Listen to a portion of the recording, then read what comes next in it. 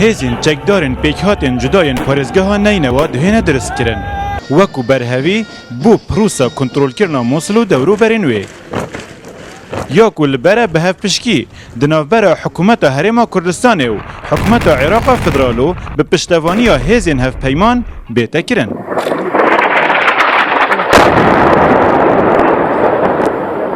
Evroke hende hêzîtir yê hatîne diristkirin, şilayê Mesîhiya ve şilayê Birayetmeyê Êzidî ve her çende ev hindek têne meşqulahîne nekirin, li van deverêtmeyê wekî fêşxabûr û wekî başîkê.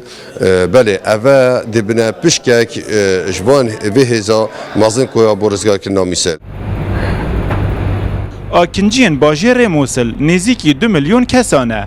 Ji pêkhatên cudayên ayînî û netewî pêk hatîne. Hevkariya akinciyan digel wê hêza kontrol diket, dê prosê asantir ket.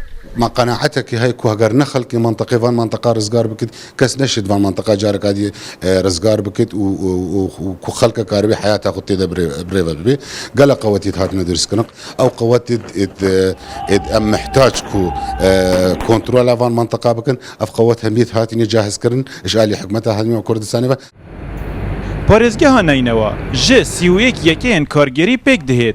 12 ji wan li jêr kontrola hêzên pêşmergeyî ne û 19 jî digel senterê parêzgehê di destê çekdarên Daeş da ne. Zêdetirî 405 rojan e. Bajêrê Mosul û hindek ji dewroberên wê li jêr kontrola çekdarên Daeş da ne. Hêzên pêkhatên cuda dihêne pêkînan bû operasyona kontrolkirina Mosul. Da ku her hêzek cihê pêkhata xwe kontrol biket. Eyyûb Nisrî Rodaw, Nehya Feyidiyê, Bakurê bajarê Mosul.